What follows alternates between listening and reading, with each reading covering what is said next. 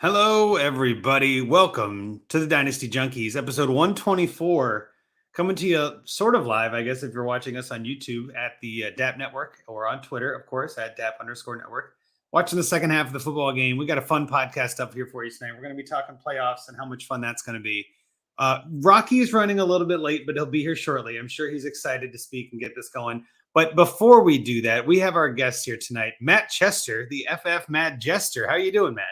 Hey, buddy. I'm good. How are you? Oh, doing great. Glad to have you on tonight. I know you're with DFF, I believe, right? Yeah, it's Dynasty Football Factory. It's you can find them on Twitter. It's at DFF_Dynasty. Perfect. No, and I know you. I think you've been on this show before, correct? Yeah, Okay. I think around week 6, probably. That sounds about right. All right. So glad to have you back then at that point. And obviously, it's one of those things where, we like to have a ton of different voices on this show, and we like to make sure that we bring on some different people with some different ideas and different topics. So again, thanks for joining us tonight. We're going to be talking about some playoff stuff. We're going to be talking about, all the news and headlines. We've got a great Find Me a Trade for Scott coming up. And like I said, Rocky will get here when he gets here. But before we get too deep, let's talk about week 14. Let's look back before we look ahead. I know week 14 had some good headlines, I guess, or some good storylines, maybe is a better way to put it. I put it first on the show sheet because it's first in my heart. Baker might be the real deal.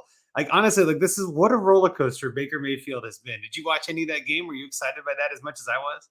I wasn't excited about that at all. No. It was tough. Good for him. A little bit of life, a little bit of breath. Good for anybody that's still hanging on. What are you selling him for? What are you buying him for? Well, so obviously I only have him in a couple leagues where he was thrown in on trades, right? Where like in Superflex, I will take any quarterback on a throw in. You never know when they're going to get the job, much like we're seeing tonight with Brock Purdy and Geno Smith. A year ago, I don't think anybody predicted this matchup on Thursday Night Football, right? Quarterbacks can, and again, we're seeing it a lot this week too. We've got some crazy quarterbacks starting.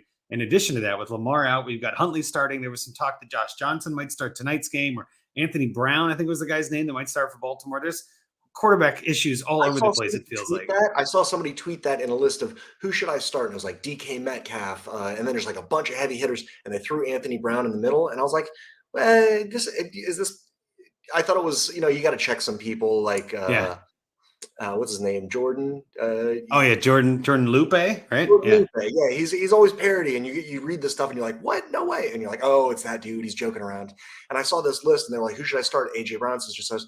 And Anthony Brown was on there, and I was like, oh, they got to be kidding around. And I looked it up, and I was like, wow, we are just in the thick of things. And it is exhausting. It is a whirlwind, man. I didn't do much homework because I got caught up looking at just who was leading this week in points in different positions. And about half of the top 15 running backs are just people that 3 weeks ago weren't anybody. I think there's like 6 quarterbacks that are now in play. It's just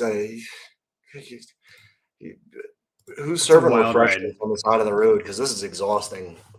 It's a wild ride. I know. And it's one of those things too, again, back to Baker, even like who saw Baker Mayfield starting on Thursday Night Football and actually pulling out a victory in the last 2.5 minutes? I don't think anybody started him, but my God, what a game. I'm in Scott Fishbowl, and I'm barely clinging on. I'm thinking about benching Mike Evans for like Chris Moore. Is that his name on the Houston Texans? Yes. I think so, yes. Or Richie James, if he's out of concussion protocol. Like they're putting up so many more points. It's a bonkers year. It's such an upside down year. What up, Dave? No, I know. Thanks, Dave, for checking in on the chat tonight. Got some others I'm sure that'll be joining. In addition to Baker, obviously, there's some other bigger headlines. I'll just kind of read through them, and then we can kind of pick and choose which ones we want. But these are the ones that kind of tickled my fancy this week. Was Dobbins is back. Evan Ingram. That's the headline. That's all you need. Evan Ingram. Higgins and Boyd both hurt, putting up pretty much goose eggs in starting, and everybody expected them to play. Is Brady done after last week's Brock Purdy explosion on Sunday night? That was crazy. Lamar is hurt. Are we worried about him long term? Bam Knight, is he for real? And then Russell Wilson. So, like, which of these headlines do you want to dive into first? Any of these that you kind of are attracted to more than the others? Do you know if there were any that Rocky didn't have any plans for since since we're skipping him over? Nope, you're good to go. As soon as he jumps in, he'll jump in. But you can take on any of these you want. Oh my goodness.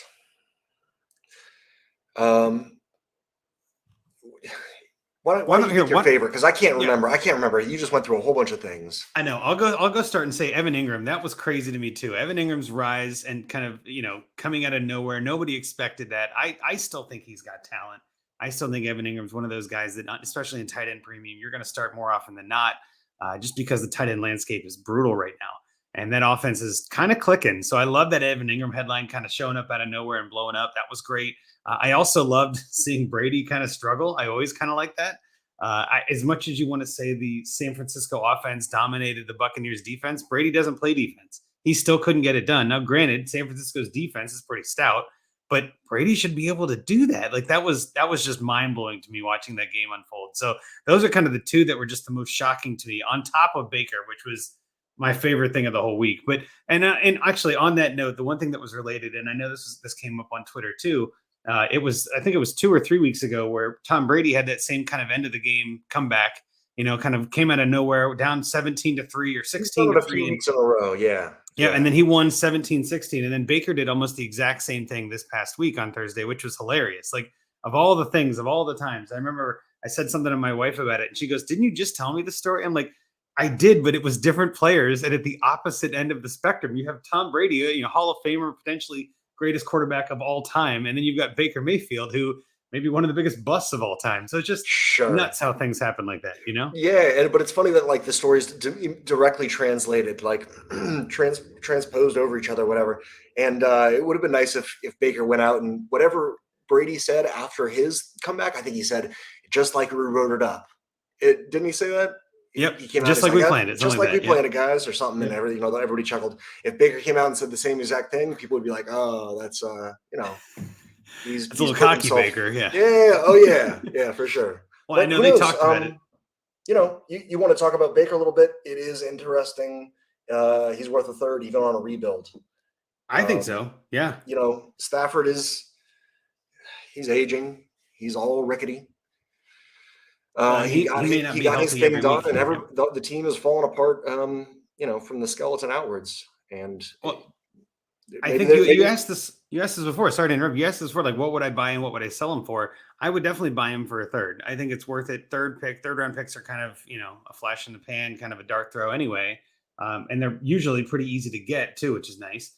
But I will say that I don't know if I'd sell him for a third. As odd as that sounds, I feel like I'd rather hold on and just sort of see how the ride goes, especially this year. Now, again, if you're in a league that doesn't have a trade deadline and you can still trade, more power to you. You're doing things right. But I also feel like a lot of leagues anyway are past their deadline and can't trade him anyway. But when the season ends, Baker Mayfield could be on the move again and go somewhere else, right? He could go to, I wouldn't say Carolina, but obviously he's not going back there. But there are a couple of teams that need quarterbacks that he could land with that could make his value kind of entertaining again. So I don't know. I just want to hold him. I want to have him on my team if I can help it. Kind of, go from there.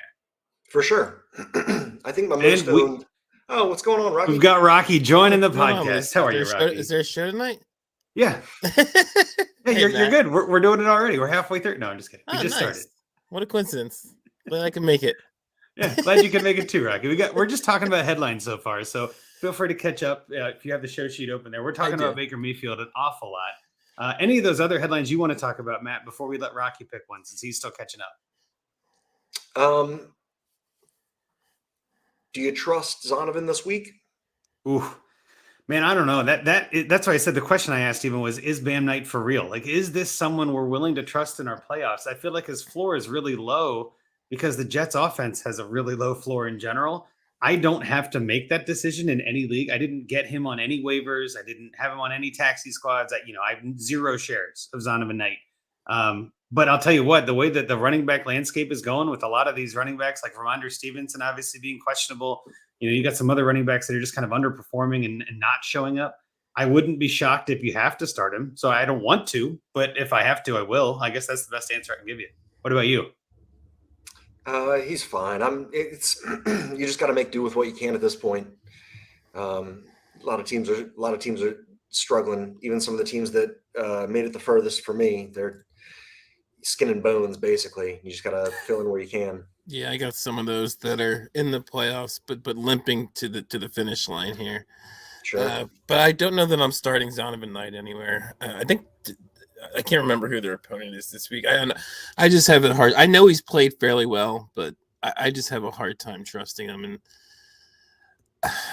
I do trust the pass catchers, but I don't know why the running backs just scare me.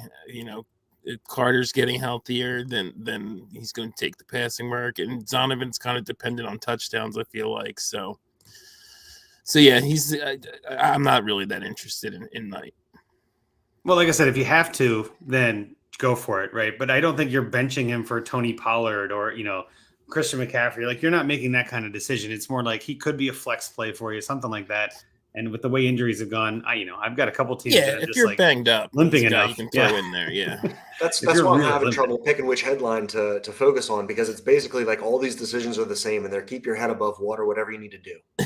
Well, and that's why, again, I kind of got into a discussion with some people on Twitter today, even where I was like, I'm starting Ken Walker. I don't really want to, but there are so many injuries. I know he's playing, and come Sunday, that might be vital. In one league, I've got Zeke Elliott, Aaron Jones, Ramondre Stevenson, and Ken Walker.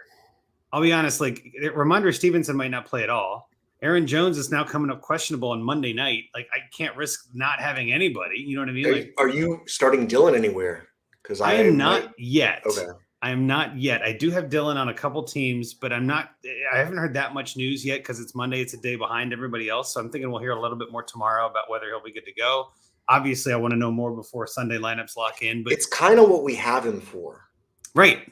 That's why you have Dylan. That's exactly right. For the stretch in the winter when they're just pounding it in the snow and they need the 240-pound dude with the tree trunks. It was quads, a lot more interesting when their offense was actually good, though.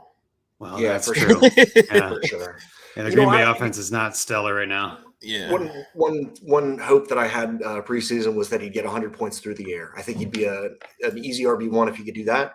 I thought they were going to use him more, and they did in the first game, and everybody got really excited. I think he and Kareem Hunt, I think, killed it week 1, and then they just fell away and crushed all of our dreams. But if he does end up being on a bad offense and just needing to be down there to punch it down their throats and catch 6 passes a game, then I'll be vindicated for all my Dylan Love off season. Well, here's Wyatt in the chat. If he keeps his volume, Zonovan is a low-end RB2. Obviously, back to Zonovan Knight. I agree with that. He could end up being a low-end RB2, but that's hard to trust too much. Plus, the Lions have been tough against the run. That's a good point, too. Like, that matchup's not great either if they're playing the Lions. And you're right that we weren't looking at that yet. But, again, just to kind of wrap it up on Bam Knight, I mean, even low-end RB2, that's not someone you're excited about putting in your lineup, right? It's more like, I don't have anyone else. Get in there and figure it out, right? That's kind of what Dylan feels like too, right? It's the same thing. It's structural patchwork, Yeah. You got there. You just got to maintain, like, filling out points to spots however you can. Well, and just kind of in a sidebar, I just made a trade in a league where I am in the playoffs. It's the top 3 get buys, and then seeds 4 and 5 play each other for that last spot. So it's kind of a 5 out of 12 get in the playoffs to make it harder in the playoffs, right? And one of the guys in that 4 or 5 matchup, his 2 quarterbacks are Lamar and Kyler. I mean, is this the league? Is this the league we're trading in right now? No. Because that's hot rodders. We'll talk about that later. I know. We'll get into that. But this guy has got both of those on his team. And so he's like, I need quarterbacks. He's in the playoffs. Like, I need points. I can't, he's out if he loses. So I traded him Brock Purdy for Antonio Gibson. And I put the poll up on Twitter. And I was just like, straight up, Brock, because I'm in the playoffs. I don't need Brock Purdy. I picked him up on waivers 2 weeks ago, last week, and I picked him up and I'm now trading him for Antonio Gibson because he's got running back depth. He needs a quarterback to start. I mean, that's where the positional things come in handy. And somebody quote tweeted it and was like, is this really a tweet? And is this really a trade? And I'm just like, I don't know what to tell you. Like, there are people out there that get desperate this time of year where they just got to start making decisions about, like, I got to win. Like, I can't look ahead. I got to get through this 1 week, and my injuries are killing me. I'm still not giving up Gibson for Purdy. Well, neither. I was happy to do it. It's like getting Gibson off waivers. You know what I mean? Like, I'll gladly pick up Gibson off waivers. Like, as much as you want to trash him. Kyler got hurt on Monday night, like 30 minutes before, or 3 hours or something. We don't know who's awake in our leagues, and I snatched up some Kyler before deadline. But by the end of the game, like, it is that time. People get desperate. You picked up Kyler? Yeah, he got hurt, and I traded somebody. I think they've only. You traded for him. Gotcha. Yeah, they only have 2. They only have 2 QBs. They won last year. They're really good, but their only 2 QBs remaining are Hurts and Heineke. Yeah, that sounds so right. I gave him Heineke's backup. Who was it? Not correct. Not Matt Corral. Who's the other guy? Sam Howell. Howell, yeah. So I gave him Sam Howell. I gave him Jalen Hurts backup as Minshew. and I gave them Kirk Cousins and like a third or something, and they gave me Kyler. But it's that pinch, where you've got to. I had all my leagues ready and over the last few weeks, I've got to. We were talking about it, Andrew, about having our leagues more organized and having pages to see where our teams stand in each league, just to stay organized. If you do this as like portfolio style or on too many, right. Just to have a note by each league, and I would name my leagues on Sleeper, like week 14 deadline would be my team name. So I could just go down and be like, okay, well, this one is in a pinch. This one is in a pinch. And I'd be able to separate them from there and be like, okay, this is a win now. This is a win later. And, when things like that happen, you got to be planning, if an elite quarterback gets hurt, then in this league, I've got these 3 things that I can go throw somebody for that. And when these, it's preparation and opportunity. Yeah. Well, and then you're right. I mean, this is the time to strike. If you're out of the playoffs and you're in a league that allows trading still, it's so free to move. Go get those so quarterbacks. Nice to be able to keep trading at this time of year. Oh, well, especially like I was just saying, like in this league, if you weren't allowed to trade, that guy would be dead in the water.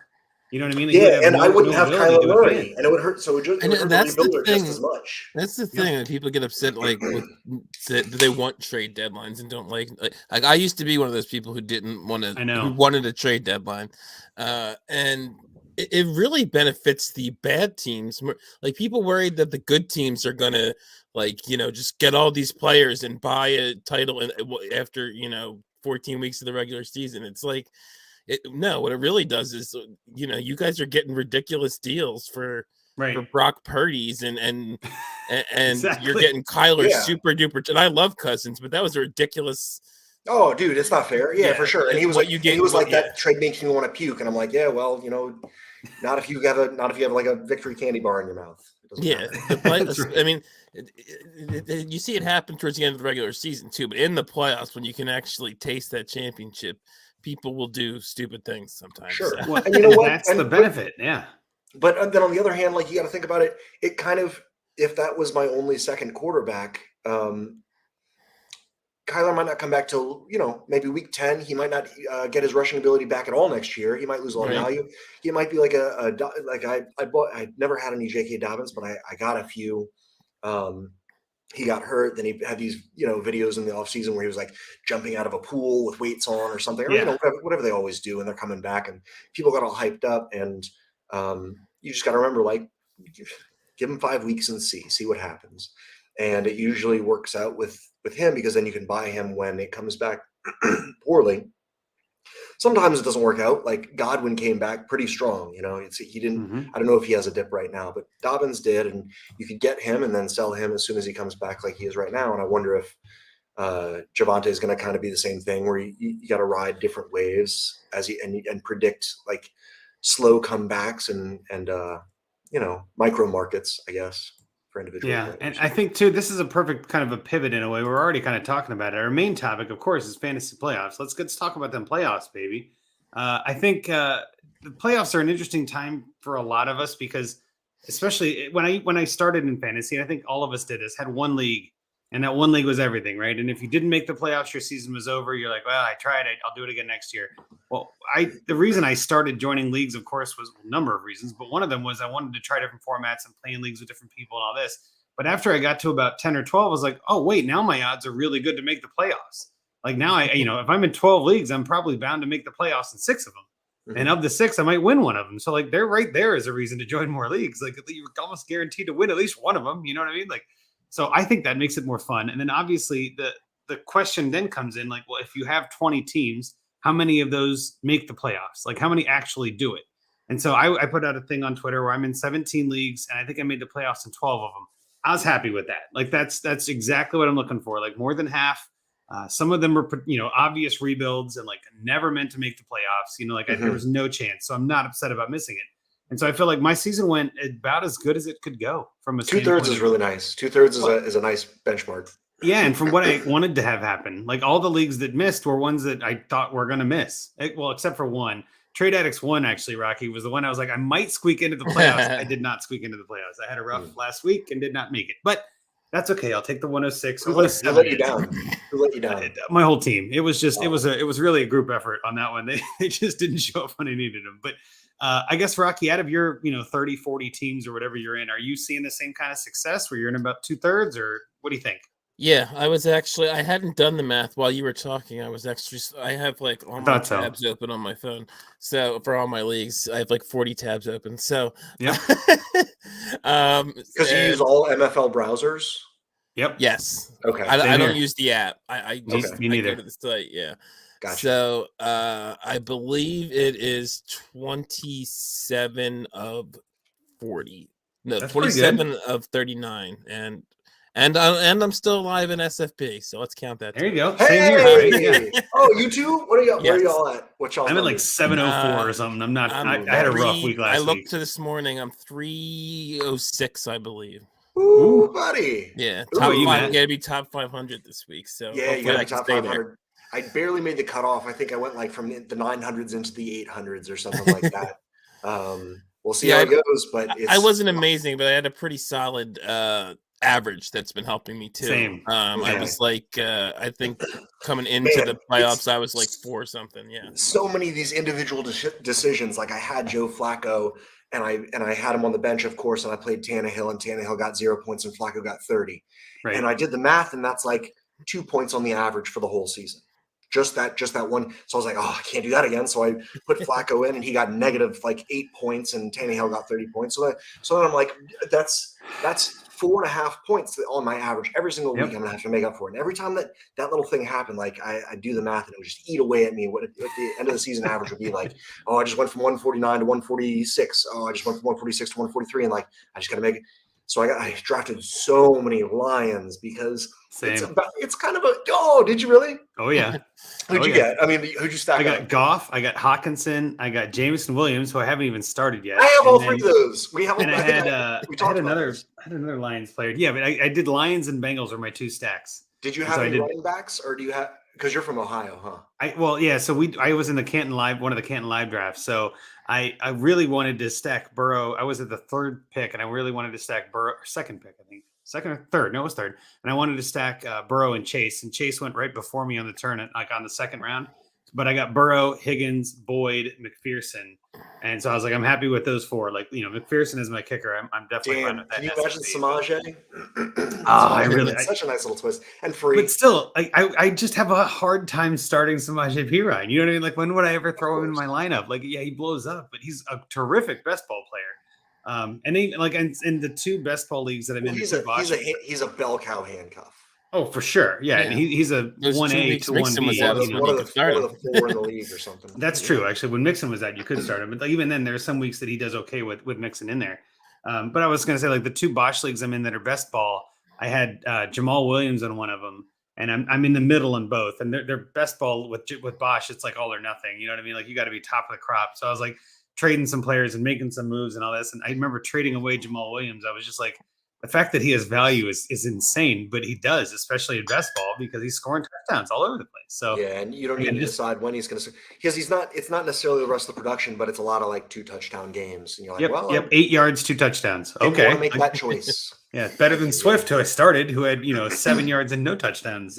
So I got Swift in 2 leagues. I got Jamal because he was cheap in a few dynasty leagues, but in a best ball, I'll always pair hard hitting handcuffs or cheap handcuffs. Like, it's easy in best ball because it's the choice is made for you, right?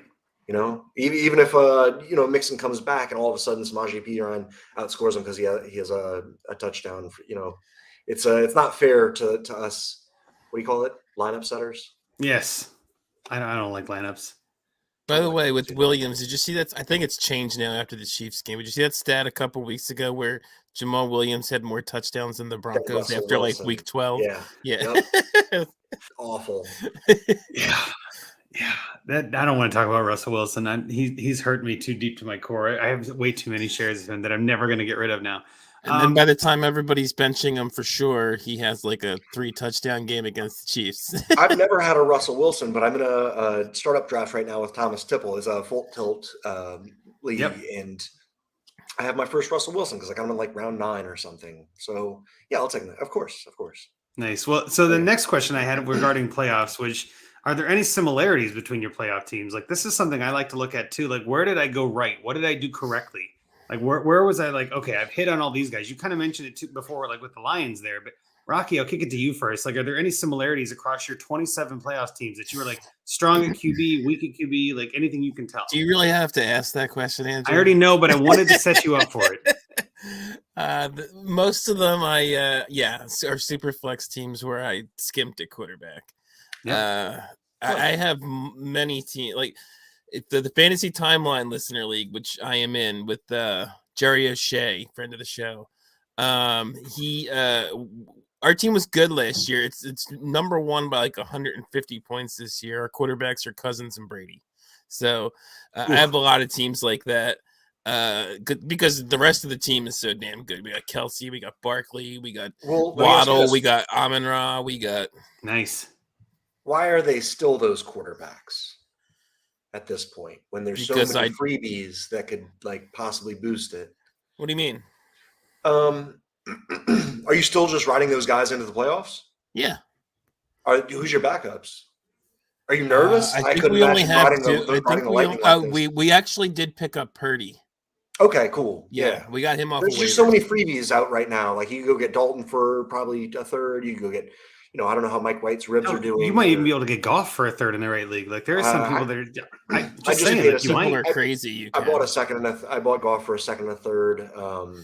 Gino for a second, like 203 in one league, 2 late seconds in another league. Like there's just good talent to be had, and we don't know, how much longer they'll do. So it feels like a time to reap.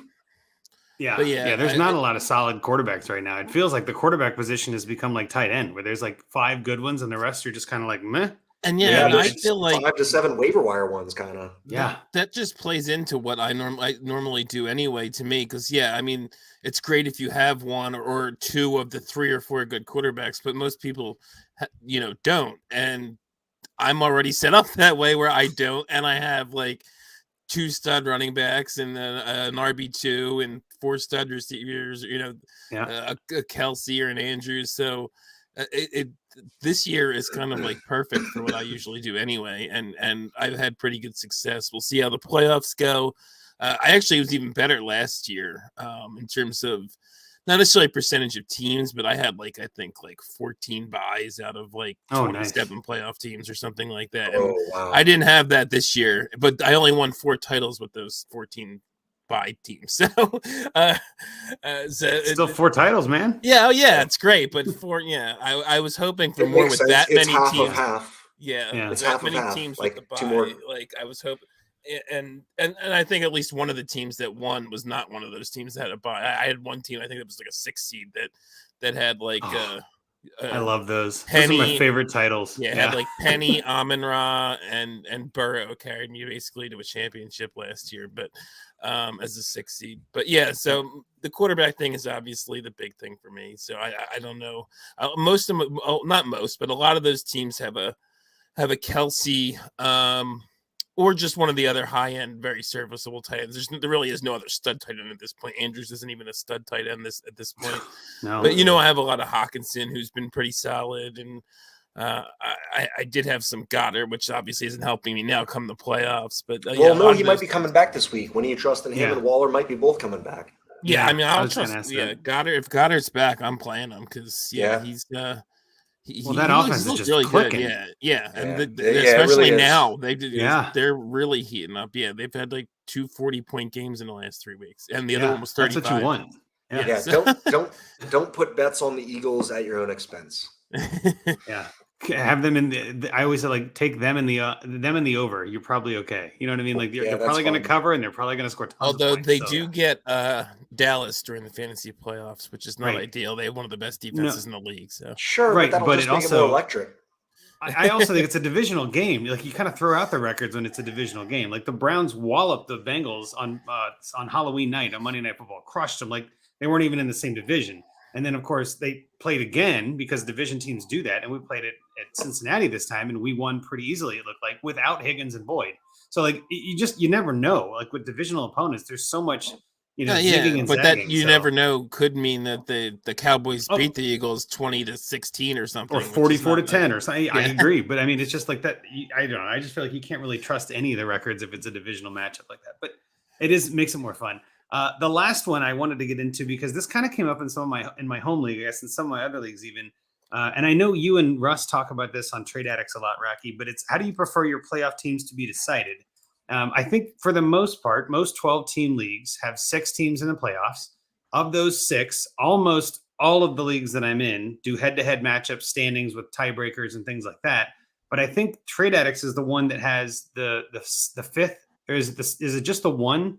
The 6th seed is potential points. Is that all it is, or is there more? Not potential points. It's just points scored. Right. Yeah, okay. points scored. Yeah. Now, does that have to be the number 1 in the league, or just the number 1 out of the constellation, out of like the bottom 7? Yeah, out of the 5 teams that don't make it by record, whichever of those 7 teams has the highest score gets in. Okay. Even if they're like 5 and 9 because they had really bad luck, you have the most points in the. Well, that's why I lost out on the playoffs and Trade Addicts won, because I was in there with standing, but I was about 150 points behind the guy who was, a game and a half or 2 games, whatever. Behind me. So maybe we keep it to keep Andrew mad.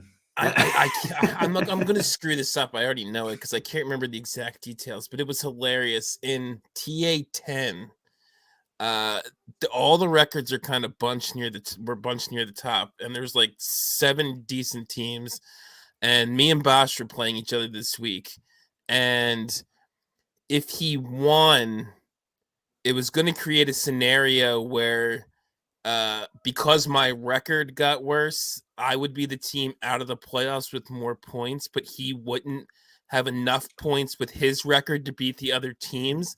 But if he lost, he'd be the highest team scoring out of the playoffs. If you understand, so he would get in. Yeah. So he tanked. So what he did is he knocked himself out of the playoffs because he beat. So he could get that guaranteed 6. No spot. way! Right. Yeah. So he ended up winning and eliminating. He literally knocked himself. There was no way he was climbing out of it. He'd have to dive deeper into the crevasse. That's right. Like, that's crazy. If he had won, if he had lost, he was in. If he won, he was out. That's nuts. I gotta ask, how much y'all are in a lot of leagues? I'm in about 12 dynasties that I'm running by myself that I really put a lot of time and like thought into. How much do y'all think about? I don't know how to say this without sounding skeezy, but manipulating the bottom 6 picks, if you have a few of them at the end, like maybe being like, hey, looks like you're going into the playoffs. Let me give you this functioning running back, or let me give you, Here, let me ask it a different way. Go ahead. I guess I think what you're trying to ask is like, how do you manipulate it so that you benefit and maybe kind of screw over your league mates a little bit, in a sense, right? Is it something like that? Or is it more like, do you tank if you're out of the playoffs? Like, how do you tank it that way? Like, which way are you trying to take the question, I guess? So let's say it's max points 4, right? And you're carrying a bunch of,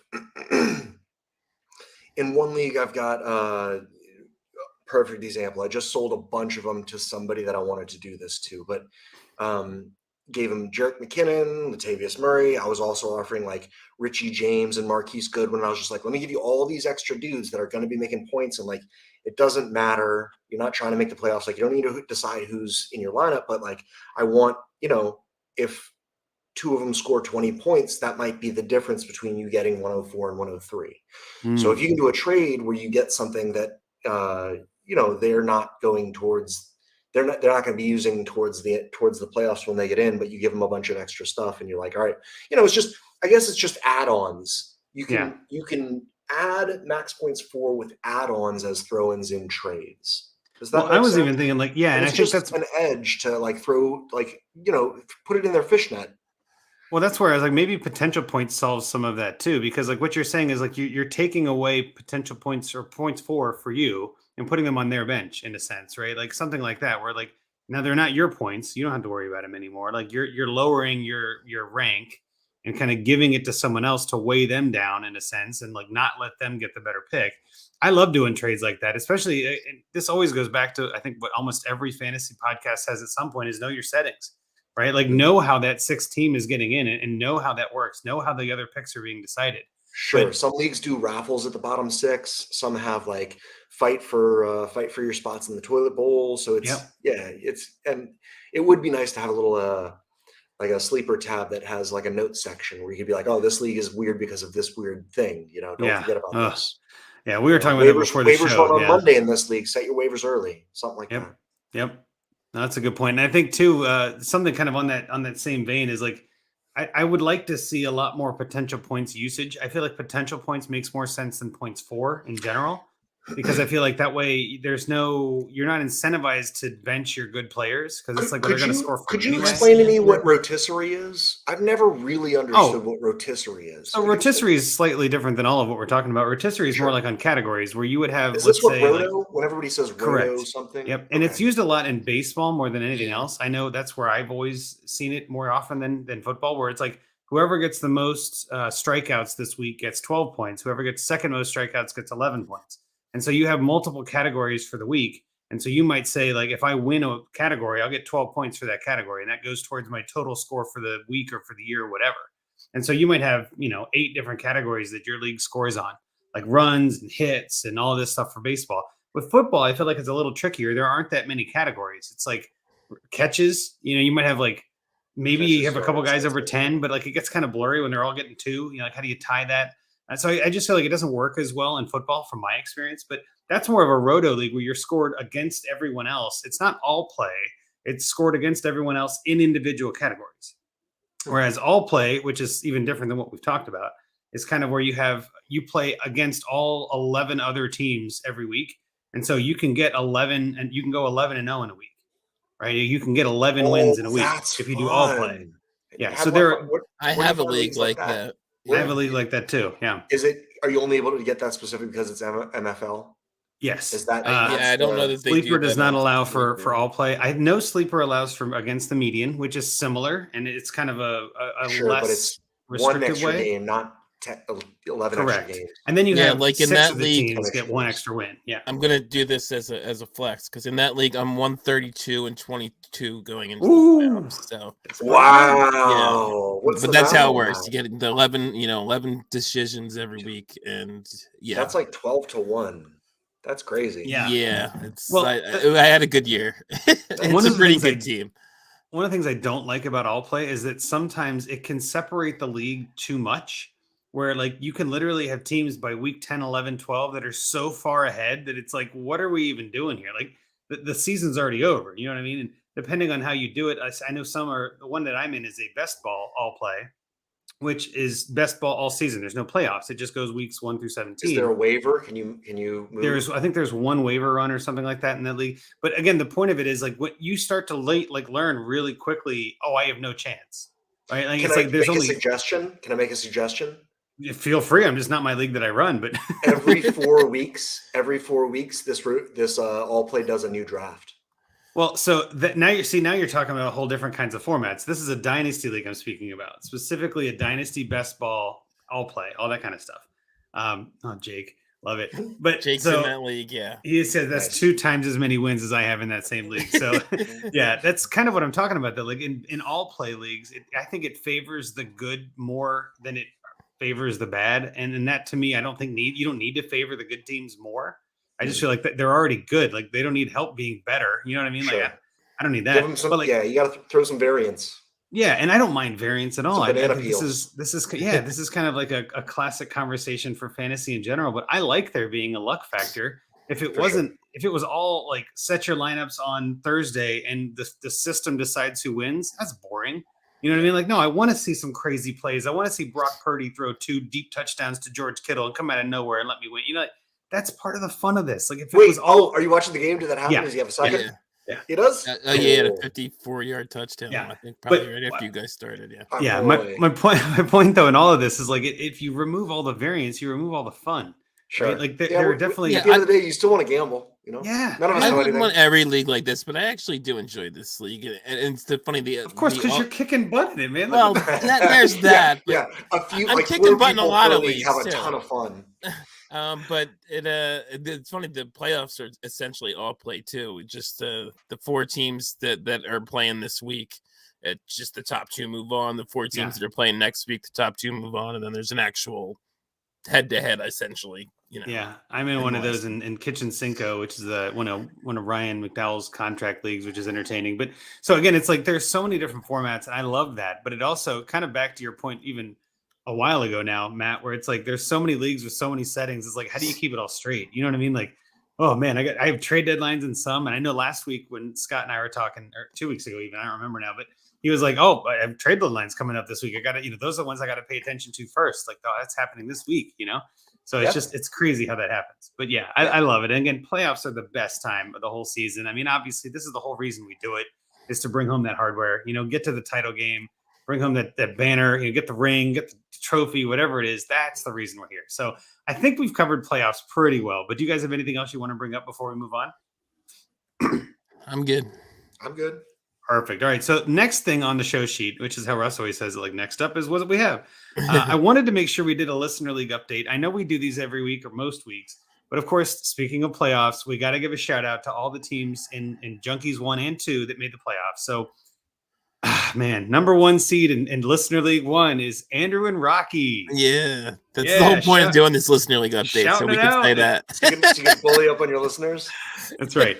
Well, we sucked. We had earned the 101 last year, and we flipped this around in 1 year. Yeah, and I think I helped you after that league ended. So I was not involved in being a terrible team. I've only been involved since it's been number 1. I'm just taking that crown. Bobby would disagree with that, but other teams that made the playoffs: Chris H, Gators Bitches made the playoffs. Funky Bunch with Gustavo Reyna, Mikey MCKU, Jerry Shea, and Stephen Treble all in the playoffs.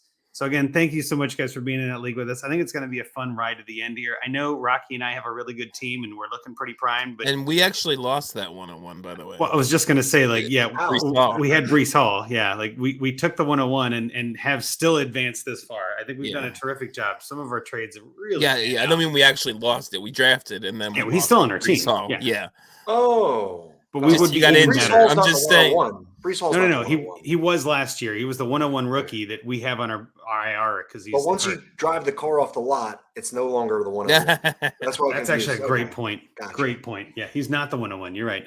So anyway, that's been a fun one. I'm excited to see how that wraps up. Obviously, we'll keep you guys posted on that. But thanks for everyone in Junkies 1. Junkies 2, an entirely different picture. All 3 of the hosts are out of the playoffs. None of us were even. Like, we were all vying for the 101 in this league. It seems like all of us are at the bottom. It's a 14-teamer. So there are 7 teams that make the playoffs in this one. The only team with the bye is Andrew Ember, who has just been crushing it. We mentioned him on the show a number of times. He's got the most dominant team by far. 2 through 7, we've got Justin Mercer from Coast to Coast Dynasty, Greg Dockett, Policy Gronks. Number 4 is Stephen Munger. Find me a team name. Love that one. Josh and Drew, Fantasy Timeline guys at number 5, Matt Akers, and then Jesse Schott at number 7. So again, a lot of our listeners did a really good job in that league drafting. It was a fun stuff we did last. Yeah.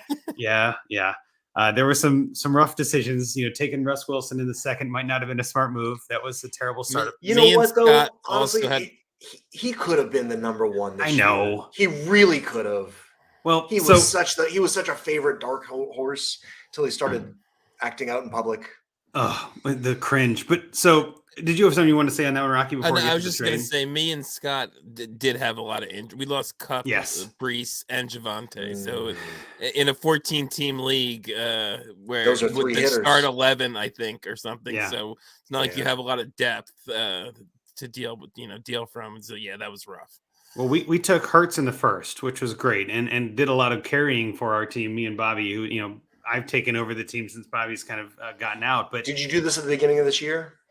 It was. Oh yeah. Where in the first? This was a startup this year that I think we were the 13th pick out of 14, so we took Hurts at 113. Man. Yeah. Okay.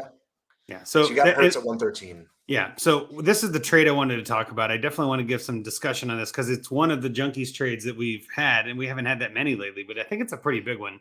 I guess my team sent Jalen Hurts and Austin Eckler to Policy Gronks, who's the number 3 seed, for Lamar Jackson, Michael Pittman, and a 24 first. Now, I know I brought this up before about Eckler and Pittman in the first. Like, that trade just didn't quite go through, and we couldn't quite settle on it. Well, after Lamar got hurt, I got the offer on my inbox of sending me Lamar for my Jalen Hurts straight up. And I was just like, I get why you send that, but I'm not accepting that as it is, right? Like, that's not enough. So I added back that trade that we said we were close on that he couldn't agree to. and he accepted. So I'll start with you, Rocky. I guess what were your thoughts when you saw this come through? Does this make sense? Did we get screwed? What do you think? What was the full trade again? It was Hurts and Eckler for Lamar, Pittman, and a 24 first. Yeah, like you traded Hurts, right? We traded away Hurts. We're not in contention, and we're looking to the future. Like me and Bobby I did was not gonna have say I a like year. the Hurts side because I'm a big Hurts guy. I always have to feel like I have to qualify this. Nothing to do with my fandom. What hat are you I've been wearing on- there? I can't quite tell. Eagles. But yeah, I was talking him up coming into this year, and it's just been even better than I expected. I knew he was going to improve as a passer, and his rushing hasn't taken a hit at all. But anyway, yeah, I think it's pretty fair. I mean, I still like Lamar. I know some people are down on Lamar. He hasn't had an amazing season, but the upside is still there. The rushing is still there, and they just need they need more weapons. I mean, yeah, they drafted Bateman. It's like they felt, okay, that's enough. We don't need any more. We're not a pass. We're done, team. boys. Yeah. I mean, going back to Hurts, for example, I mean, he is, especially last year was more Lamar-ish. He wasn't. Not that Lamar's a bad passer, but he wasn't an amazing passer. Hurts last year. Lamar's, a decent passer. He's not amazing either. He's definitely improved as he's been in the league as Hurts is improving now, but Hurts is probably ahead of him. Part of that's because they're giving him weapons. Yeah. They AJ Brown and Devontae Smith and Dallas Goedert. And we were talking about this on Trade Addicts this week. The part of the problem is that Baltimore just doesn't want to even try that. They're just like, we're going to run the ball all the time. We'd be having a completely different conversation if AJ Brown went to Baltimore. Yes. But the thing is, he would never go to Baltimore because the Ravens don't want to pass the ball. He would go. They would just never. No. I mean, he wouldn't be traded by the Ravens because they wouldn't want to waste resources on a receiver that good when you're going to try and run the ball 35, 40 times a game between Not Lamar. to say they shouldn't try and do that because they probably should try and do that. Like, they should. Yeah. The Eagles down the stretch last year, they killed it because they ran it. They ran it and they ran it and ran it. And they're good at doing that, and they should keep doing that. But even if they need to keep doing that, and they should keep doing that, and it keeps on working, to have AJ Brown be able to open up the top completely changes both sides of the game. Up front and down. I think they also smartly realize you don't win long term. You have to win. This is a passing league. You win by passing the ball. Like, you win champion. You have to have an elite quarterback or close to an elite quarterback, or at least a good quarterback playing at a high level. And you have to be able to pass the ball. If not, you're not usually going to win a Super Bowl. It's especially in this day and age, maybe in the past. Well, and kind of back to your original point. Well, real quick, I just want to say back to your original point that it's passing, but it's also there's got to be people to catch it. And Baltimore doesn't have anybody to catch it, so their passing game is just weak. But it's the combination of the two, yeah. So as low as Lamar Jackson's value is right now, because of for all the reasons and at the end of the year, and there's going to be recency bias as he misses games and everything. But there's also going to be a recency bias that we forget that kind of Bateman exists as a target, and if they get yet another one, then it'll be like Herbert going from the first half of the year without his two main wide receivers and a rib injury, and now the way that he's bounced back and he's getting 30 plus every game. But there was a little bit of a dip where you probably could have flipped Tua for Herbert straight up about week 8. And we might be looking at that for Lamar. We might be looking at that for Kyler. But if the Ravens do invest in a top 7 in the class wide receiver, then are we going to see a resurgence with both him and Bateman coming back at the same time?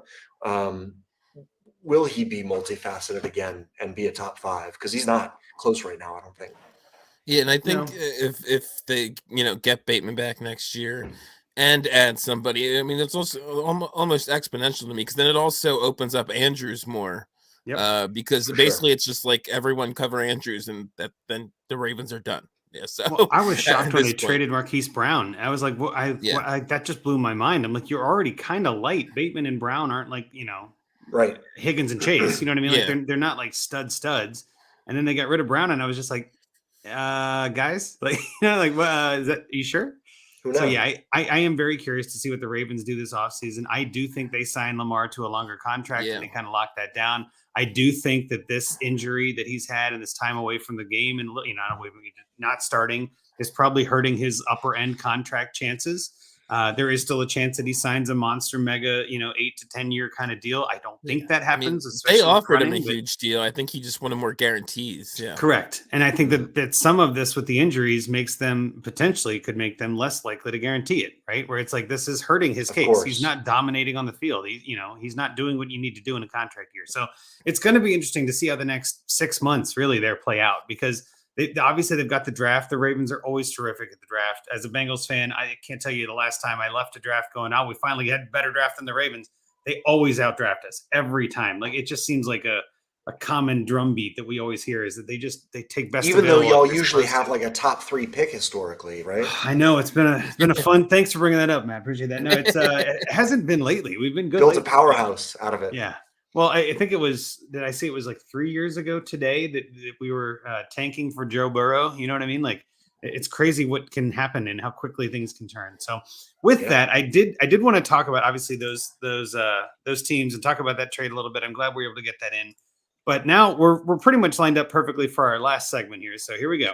Find me a trade. Find me a trade. Find me a trade. Find me a trade.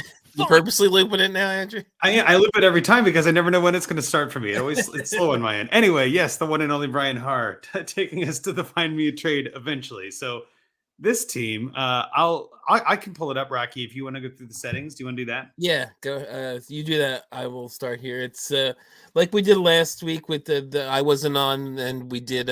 It's Andrew and Scott did one of my teams. We're doing one of Scott's teams this week since he's not on. And Wait, Scott who?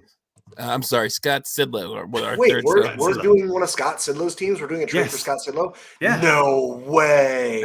That dude is one of my absolute I look up to that one. That guy's got such a good brain with his portfolio mindset and the way he looks at these things, the way he attacks it. That's the most interesting. We're gonna have to make sure Scott listens to this episode. Dude, I don't really care so much about player takes. I like when people play the game strategically from a bigger, higher place, and it's Scott fun Connor listening to and him. Scott Sidlow both terrific. Oh, for sure. For sure. All right, keep going Cool. there, Rocky. All right, let's do something with this team. Great. I'm excited. Pressure. Superflex, PPR, 1.75 tight end premium, start 10, quarterback, 2 running backs, 3 wide receivers, tight end, 2 flex and super flex. So basically kind of a lot of probably sort of your standard, start 10 super flex setup there. So 30 roster spots, 5 IR spots, 50 taxi. Yeah. 2-year limit on them, which he mentions in his little description here. Said he won the title 2 years ago. Or no, I'm sorry. He was in the title game 2 years ago and had still lost after having Kamara during his 6 TD game from a couple years ago.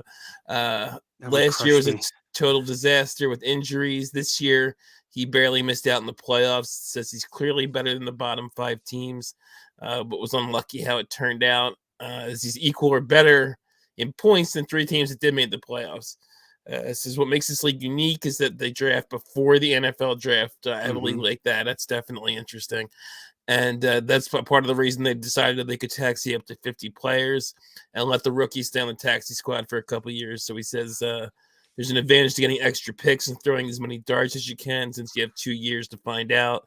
And he's traded back in the last 2 drafts to let up on future picks in the mid to late rounds because there is risk reward since you don't know draft capital or landing spots. Sometimes you get really screwed in those kind of leagues taking somebody in the first. Like I know in there's a league Russ runs that we do before the draft, and I think Howell was taken in the first, where he was not being taken in the first anywhere. Willis 101 in one of those leagues too, like 102. I think he was because everybody thought he's getting drafted in the first round. But you can also sometimes get guys that are drafted in like the second round in rookie second or third rounds, like guys that end up getting good draft capital or just end up producing they don't expect. So happens every year. So that's his description and the settings. You want to run through the roster? Yeah, so this is a pretty good roster. I mean, Scott's definitely on the right track here, and he knows what he's doing, so we're not shocked at this. But he's got Burrow, Goff, and Wilson at quarterback. with Brett Rippon, Nick Mullins, and Tyler Russell Hubbard Wilson. behind him. Russell Yeah, Wilson. Russell Wilson. Good to clarify. You're right. Russell. That's why I listed him third because I still put Goff ahead of him. Running back, he's got, I think this is still a pretty stellar running back group. He's got Alvin Kamara, Tony Pollard, A.J. Dillon, Jamal Williams, Devin Singletary, a couple other guys after that, but that's not bad. I don't mind Tony Pollard, Alvin Kamara, A.J. Dillon. That's a pretty good running back group. Not terrific, but good. Receivers, he's got Tyreek Hill, Garrett Wilson, Gabriel Davis, Marquise Brown, Deontay Johnson, Laviska Shenault, Calvin Ridley. I remember that guy.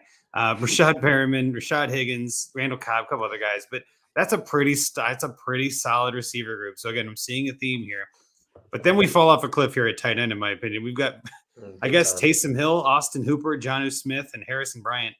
None of those guys wow me, but at the same time, that's tight end for you lately. He does have Greg Dulcich on his taxi, and I was going to mention that at some point. Ooh, that's nice. I He's would got to be top 10, right? Top 8. Yeah, well, yeah, I think he's top. I mean, I would call him top 10 probably now in Dynasty just because it's you never know. But also, like in this league with the taxi squad rules, there might have been a benefit to not calling him up yet. He's got plenty of space. Maybe, kind of see how it goes. He didn't make the playoffs, so there's no reason to call him up now, right? So might as well leave him on taxi. Other than that, so one thing is that's MFL specific is that the taxi will hide points from the max points for. Correct. And Sleeper does not. You can't hide points in the max points for. You might as well play him if you got them. Correct. Yep, that's a good distinction. Yeah, I'm pretty sure that's true anyway. But then other than Dulcich, he's got like Charlie Kohler, Snoop Connor, like some Jerome Ford, names we've heard of, but no other real points there to mention. Dulcich is really the cream of that crop. So that's his team. And again, I think it's a pretty solid team. I do think, again, it depends on how you build your teams. To me, this is not a Rocky team. This is much more of a Scott Sidlow team where he's got, Burrow, Goff, and Russell Wilson. Like that's kind of a good combo there. But I guess, Rocky, maybe we'll start with you. What do you think about this team and what was your trade? I'll let you go first. Yeah. I kind of think it is what it ended up being. It's a middling team that just had some bad variance and ended up on the wrong side of the playoffs. But I don't think it's something where if he'd snuck in, this was going to come on run to the title or anything like that.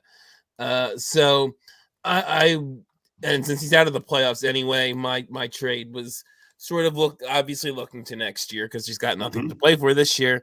And it was trading Alvin Kamara to Pinkley and the Brain.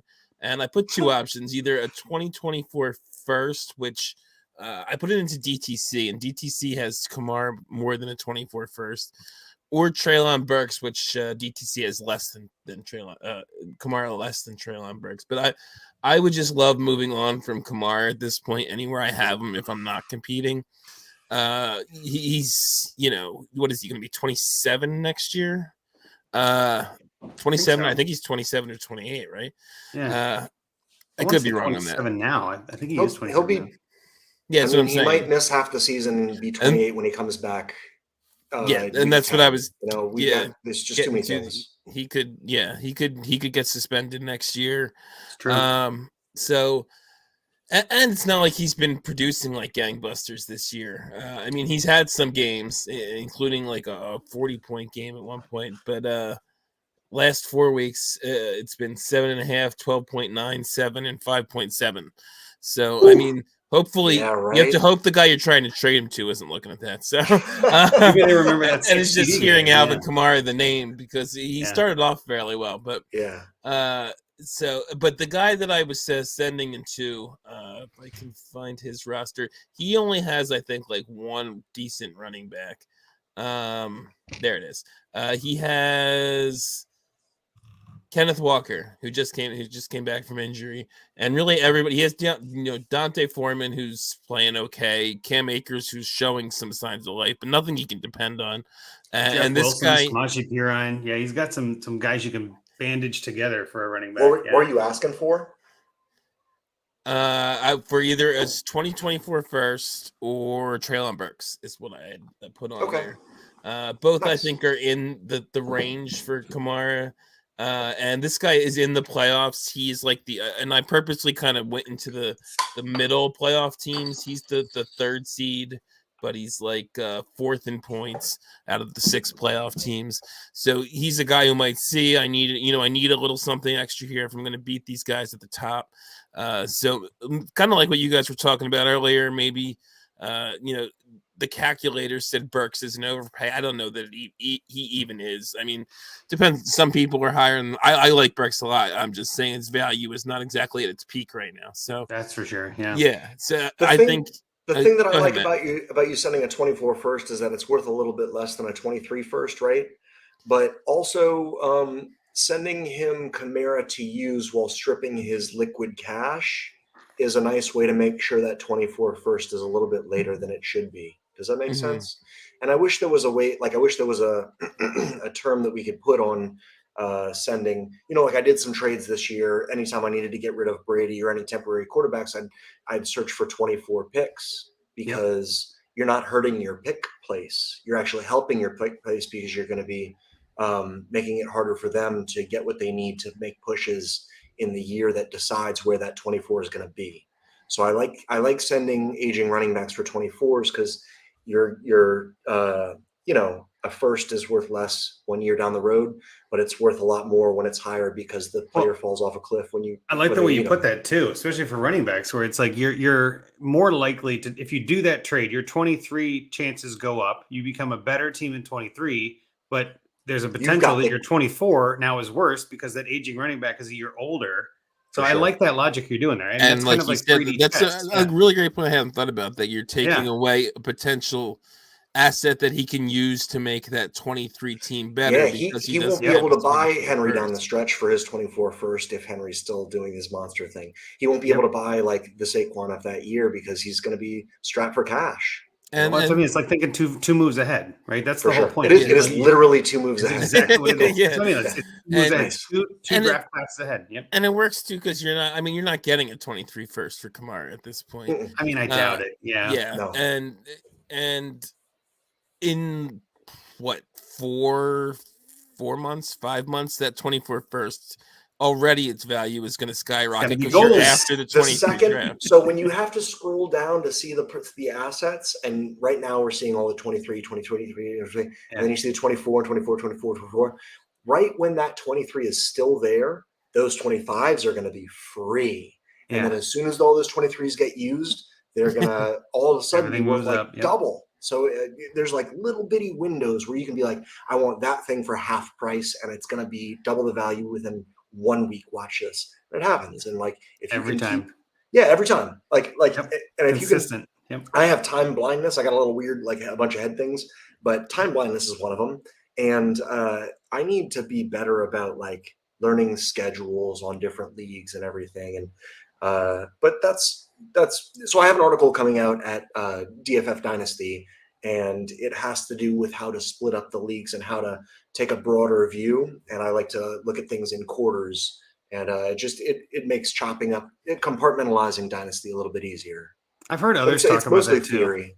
Yep, I've heard others. I mean, again, I used to do that when I was in 8 leagues, 10 leagues, but now that I'm in like 17 that set lineups and then a bunch of other ones, and we're podcasting and writing articles and all this. Like mine's literally 1 week at a time. Like I break mine down. Like, what do I need to win this week? Like, let's just look at it right now and let's get through this. And then I love January because that all goes away and I can kind of get back to my building mode. It's my favorite. Cool. Well, yeah. So let's get into yours then, man. I know you said you had a couple interesting ones. I'm curious what yours is, and I'll finish with mine. I don't know if you're able to share screen. Are you able to put up these two teams next to each other? Because there's a bunch of pieces that I want to play with a playoff team. Since I don't know if I can do that, but I can try. If you can, because you screen shared which two? team. Which two? Yeah, which two do you want me to do? I'd like Hot Rod and Chicken Shack one. Lord Chicken McDicken. That's awesome. That's Scott's team, but yeah, those two. The one that we're doing in Hot Rod. Hot Rod, gotcha. I'll get those pulled up. Here we go. Okay. And where's Hot Rod in the playoffs? Can you tell me that? Does he need a little help? Probably. Here, so let's do send Hot Rod in the playoffs. I can look that up. This is MFL. We have this information, folks. Seed. It looks like he's 6 by victory points, which I'm assuming that means he's 16. 1, 2, 3, 4, 5, 6. Yeah. So he's 6th place. Yes, he's the sixth playoff, 6th best, 6th seed, sixth place playoff team. Oh, you got them pulled up next to each other, my dude. That's awesome. Okay, Great. best I can All do right. because I can't do a trade like we're not in the league. But this is the best No, I can pull of up. course. But so I got a bunch of pieces. That's the problem. Is I got like 8 pieces going in this trade. Okay. Oh boy, here we go. Well, let's look at hot rodders, right? He's number 6 in the playoffs. Maybe he thinks he has a chance. Maybe he doesn't. Who are his quarterbacks? Let's start with that. His Jacob quarterbacks are Eason, Lamar Kyle Jackson, Allen. Kyler Miller. Yeah, Kyler Murray. Yep. Yeah. Kyler Murray, Lamar Jackson. That dude is in Davis Mills. trouble. Yeah. Big trouble. I'm going to get crazy with it. All right. I bet you that this dude might have a little bit of impatience with London, and we're going to work with that. He's also busted with Kyler at QB, and he's busted with Lamar at QB. I want to go. He's got Drake London here. Yeah. Yep. I want to go really big. I want to get his 2 QBs that are injured. I want to get Lamar and Kyler. Yeah. Oh, we're going like bigger than that. We're also going to go for London and maybe his 24 first. But here's what we're going to give him to make that work, okay? Yep. We're going to give him Joe Burrow, who's healthy going into the playoffs. Yep. We're going to give him Goff, who may have 2 years left and he's got a really nice playoff schedule. We're going to give him Pollard because we're rebuilding and that dude is a league winner. Yep. We're going to give him Kamara because we're trying to get rid of him any way we can. And we're going to give him Tyreek Hill because that dude's also a league winner. And you know what? All those guys, I'm okay because I'm also kind of, you know what? I want my trade partners to win. I want people to look at my trades afterwards and be like, God damn it, why did you do that trade? Blah, blah, blah, blah, blah, blah. And what they really mean is, can I be the first guy to talk to you next year? Right. So I would give him, because we also have Huntley, so it's nice to get Lamar. But that's nothing. That's literally being like, well, I got 5 cents in my pocket. I might as well get 95 cents to make it a dollar. Anyway, so we're giving him Burrow through the playoffs. We're giving him Burrow, Goff, Pollard, Tyreek, and Kamara. And we're trying to get Lamar, Kyler, London at 24 first. I am plugging this into DTC because I'm curious. I think it might be enough. I love the thinking. Yeah, that's a monster. And it makes trade. so much. I love that. Like it's such a good idea to try a guy as Lamar and Kyler. All right, try and send him a quarterback, but we may have to give him AJ Dillon, and you know what? That's fine.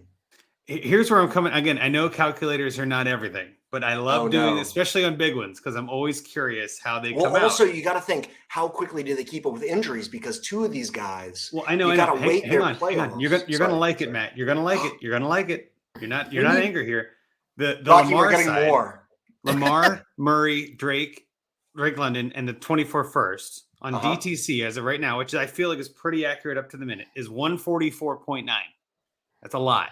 That's a big trade. That's Joe huge. Burrow, Jared Goff, Tony Pollard, Alvin Kamara, and Tyreek Hill is 152.9. That's nice. So it's that's only close. off by about 7 points. And it's saying you're giving up. Yeah, you're you giving don't up need to more add than you're anything. getting. Yeah. And you know what? And you know what? You know what DTC is not counting?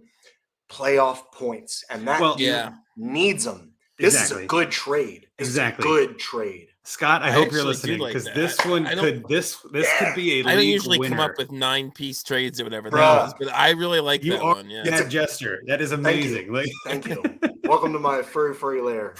Man, that's a monster trade. But again, let's analyze this for a hot second. You're exactly right. What are we giving the playoff? What are we giving the playoff team?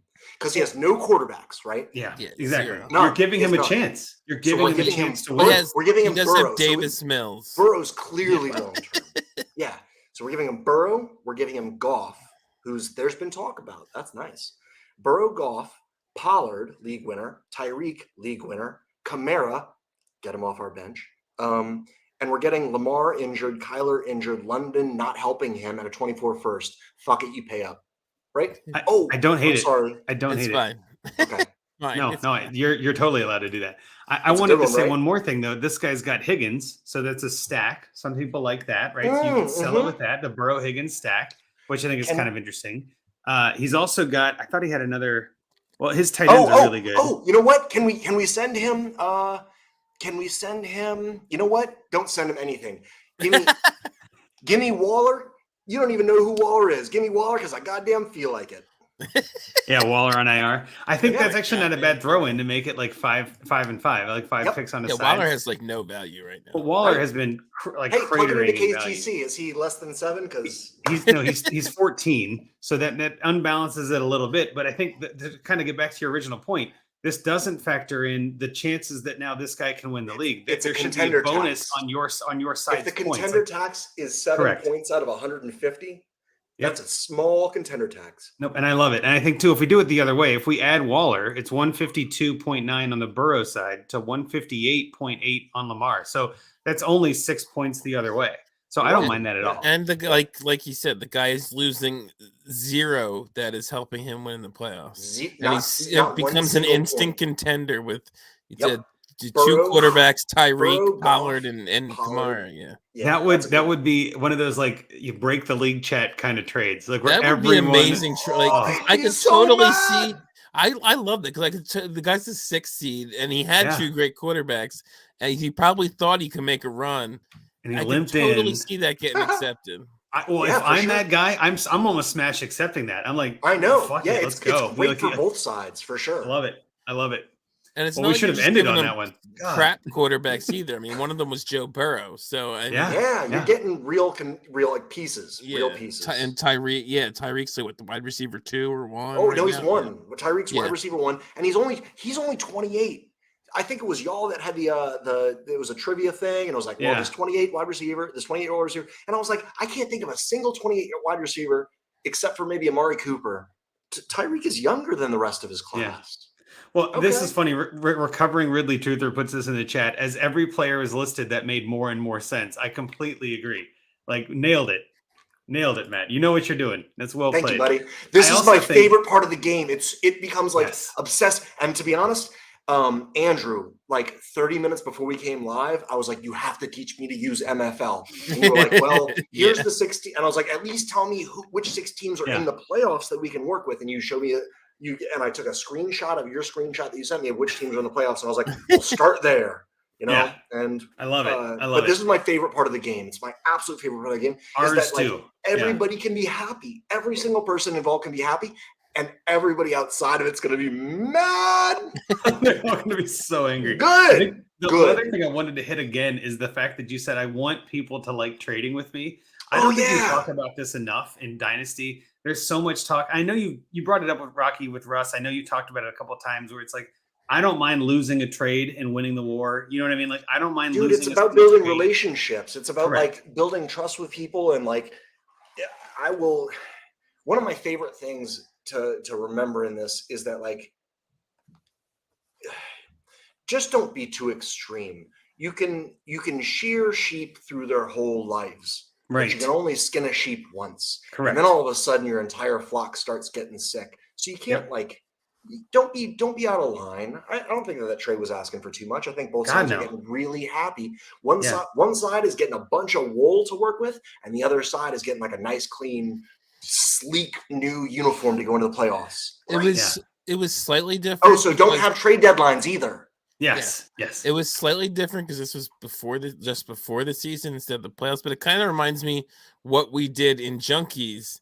Yes, Andrew, me and you, because there was a guy that contended last year that wanted to blow up his team because he thought it was getting too old. And me and Andrew were coming out of that rebuild and wanted to be contenders. And we literally, it was like that. We trade. I think we ended up 2 separate trades with the same guy that were like. It's just a healthier economy. There were 12 players involved. Flowing money. Yeah.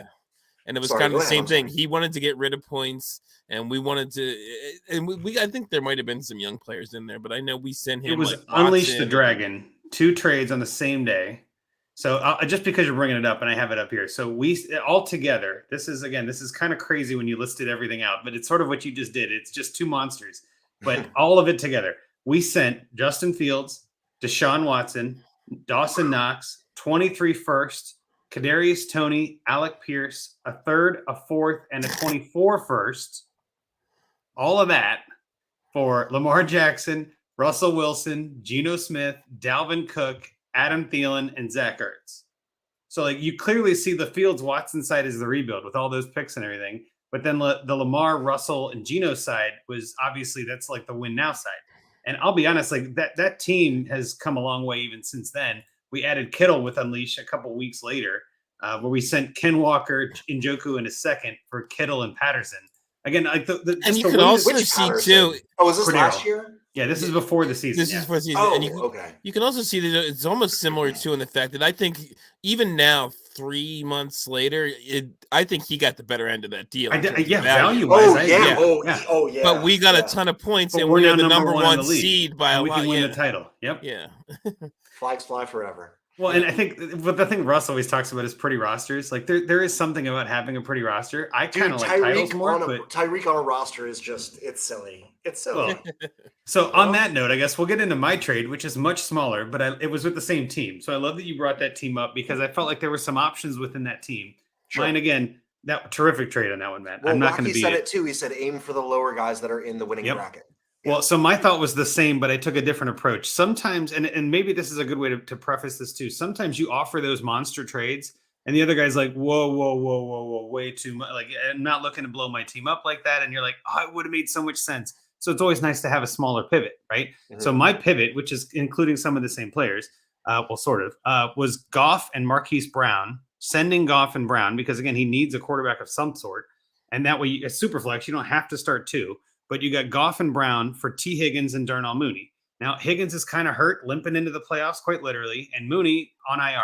So it's like those two players are probably not winning you the league, but you get Goff and Brown who can score you points right now. So it's the same idea, just on a much smaller scale. And I don't know, again, you're sending a quarterback without getting one back. So there's a tax there. There's a tax for the contender. You're not taxing him. You're not taxing him. I think I am, but here's the issue. I don't think that Hollywood and T are that far off. Personally, I know that they are. I know that they're like third and fifth startups. I know that they're different, but I don't think that there's enough of an upgrade for it to be valuable for the person offering it, who's also giving them points. And I'd rather have Goff than Mooney, also, even on a rebuild. That's entirely fair. Yeah, entirely fair. It's. I think that you're undertaxing him. I think that it should at least be a 1-2. Flip. I mean, Goff can be hard to move, even though he has played well recently. So that's another reason I don't really like this, is because we're selling players that we know have more value than the market gives them, and those shouldn't be the players that we're shopping, because Goff probably has more than his worth. Same with Tannehill. Same with Marquise. I think. I mean, I think that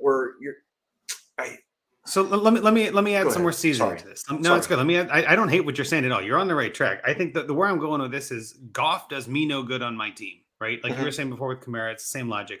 Marquise Brown, I'm not a huge fan of him. I don't think that he's going to be a stud receiver. I think he's wide receiver 2-3 material, whereas Higgins is wide receiver 1-2 material. So I do value them differently than you, which is always fine. So the other catch then is, if you were the Higgins Mooney side, you would smash accept Goff and Marquise Brown, right? Like you would easily say Marquise Brown and Jared Goff easily, definitely, gladly, right? For sure. That's what I'm looking for, though. Like you just said it before. Like I want that person to feel like they made a great trade. And I think what this actually hits on, which is something we always talk about, is that nobody has a true valuation of anybody, right? Like I value the trade this way. My whole tagline on Twitter is everybody values everybody differently. Yep. That is how I play the entire game. Everybody values everybody differently. And I'll say that all four of these players are wide variance players. All four of these players have crazy names to them. The other catch, though, and this might have been noticed, you keep Burrow and you get Higgins, so you get a stack, and you're giving him Brown for his Murray next year, and he gets a stack. So I like making trades like that too, because it kind of feels like we're each helping each other out. Here's the other twist, though, and this is something that I don't usually do, is I usually send low ball offers. So I probably would have added a second to this as the starting spot, and then been like, okay, I'll do it without the second. But then sometimes I feel like if in the playoffs, you don't have time for that. If you want to just start from somewhere a little different, I was going to say a 2-1 flip would be nice for this. Maybe a first and include. I don't know. I always get too big, and then I like to chop it down with the other person. No, it's great. We have Huntley and he has Lamar, and Lamar's kind of iffy. So throw in Huntley for a second, and then maybe even do what if you switched out Brown for Huntley and you did Goff and Huntley, right? Goff and Huntley for Higgins and Mooney. Now you get two quarterbacks you you get can that start done. right now, right? Well, you see what I'm saying, right? Like that's Yeah, now you for keep sure, Brown, for you sure. get Higgins, you get Mooney. Like that gives the guy two quarterbacks. Like that might be an easier one to pull off, and it's much more taxable on your end, right? Like what you're talking about. Like it's more on the low ball side. But the guy gets two quarterbacks. He's giving up Higgins and Mooney, who aren't scoring him that many points. I mean, Higgins, I would love him to, but he's just not right now. Yeah. So that's kind of where my head's And like, I'm maybe nervous that to would play be him this better. week too. But I'm also nervous to play Marquise this week with whoever's throwing him passes. Colt McCoy. Yeah, no, I'm nervous. What do you think about my trade there, Rocky? I don't know if we got your words on there. Yeah, I mean, I'm kind of with Matt in that I'd probably like a little more. The other thing I didn't look at the team again, but just if there was maybe some piece better than Mooney, I would like it more. I think Mooney's a nice little player, but like you said, he's also hurt, which doesn't matter to Scott. But well, like Alec Pierce, maybe, or like I don't. Drake London seemed like too much. You know what I mean? Like I like Mooney, but I don't think he's going to be like a long-term asset. I just and I think they're drafting a receiver there next year too. So that definitely changes things. Which could there's always the two sides of that maybe having a better receiver on the other side of him makes Mooney better. There's all that kind of stuff. But I've just never been huge on Mooney. He's had some nice statistical bumps, but he's also had a lot of mediocrity, and I just don't think I don't think he's that good of a player. I think he's a nice little player who's been better than he is in real life. He's been better for fantasy because he's the only guy there. That's fair.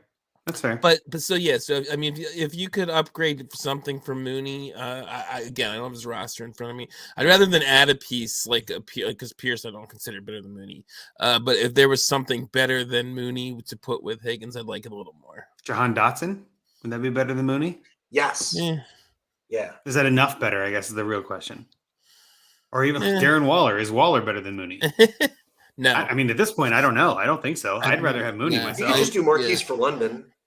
Well, so I was wondering about that too. Like, there's obviously we can go for hours on this. I think we've done a pretty good job covering some of this. I think it's pretty clear, Scott. You got to make a trade with this hot rodder team because that's the team that needs a trade the most. Darnell Mooney is younger, sexier Hunter Renfrow.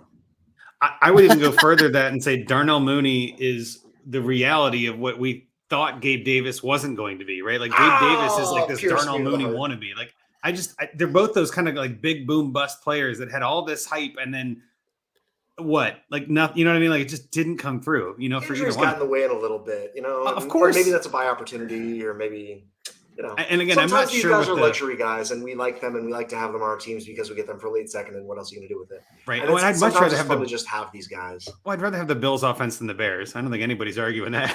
For sure. The Bills offense is a better option, but I think that's a pretty good job. Hopefully Scott can pull off something in this and get back to us, maybe even by next week's show. That'd be awesome if he could catch up on this. But thank you so much, Matt, for coming on. Really appreciate your time. I think that was probably one of the better trades I've heard on our Find Me a Trade. So you crushed it. Yeah, that was a good one. Well, that's y'all's focus. I'm happy to be here. Cool. And again, that's why it's our favorite segment because you never know what you're going to get. So before we get out of here, why don't you tell people where they can find you and where all your stuff is again, just in case they missed it earlier. If you look to the bottom of the screen, it is at FFMadJester on Twitter. And you can find me and my articles at Dynasty Football. It's at DFF. Sorry, at DFF Fantasy. You're asking me? Yeah, yes. Wait a minute, hang on. I can find it. At DFF Dynasty. I'm sorry. It's at DFF Dynasty. It's dynastyfantasyfootball.com. I'm sorry. At DFF_Dynasty. No, it's okay. I was supposed to catch you on that. Before I came on the show, my friend had a surprise engagement party. So I didn't get to read up on anything, and I'm sorry that I was a little bit, papers all in the air for this. You're doing great. You're doing great. You're killing it. So thank you so much for coming on. I'll wrap us up here then. So we've got, obviously, I'm Andrew Hall at Andrew Hall FF, Rocky at Dynasty FF Addict, Scott Sidlow. We're not giving his handle. You can follow us at Dynasty Junkies as well. Follow the DAP Network, the Dynasty Addicts Podcast Network at DAP_network on Twitter. You can see us go live every Thursday for free. You don't need to be part of the Patreon or anything like that. We got a bunch of guys in the chat today. Rocky, I'll let you say goodbye to them and get us out of here tonight. Yeah, this was a really good night in the chat. We had our buddy Toronto Dave. Dave is awesome. I met him at the expo. Jerry Bagshaw, Jake Earl, I love this username, Mr. Scampers. Oh, we love Mr. Scampers. Scampers. And FYF. Clever Ridley Truther. There was all kinds of people in the chat today, so shout out to them. Thanks again to Matt for coming on. Always love talking to Matt. I met him at the expo as well. That's right. Had him on Trade Addicts. He's really great guy to talk to. Knows his fantasy. Just a fun guy to talk to in general. And I guess that's pretty much it. So with that, Junkies out. Hey, thanks, guys.